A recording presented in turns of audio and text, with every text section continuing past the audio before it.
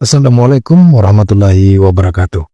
Kita sering berbicara tentang konflik di Aceh, tentang sejarah panjang perlawanan, tentang perjanjian damai, tentang otonomi yang katanya khusus. Tapi hari ini saya tidak ingin bicara tentang peluru atau politik.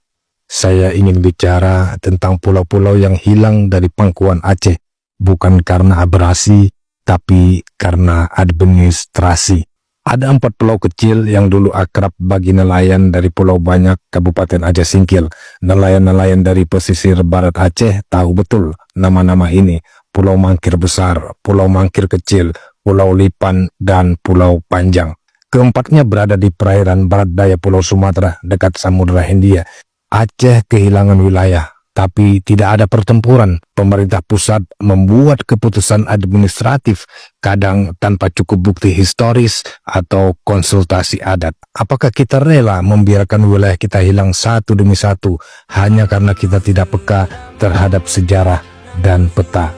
Ini bukan hanya soal 4 pulau kecil, ini soal bagaimana sejarah bisa dipelintir oleh kebijakan yang tidak berpihak. Sudah waktunya pemerintah Aceh bersikap.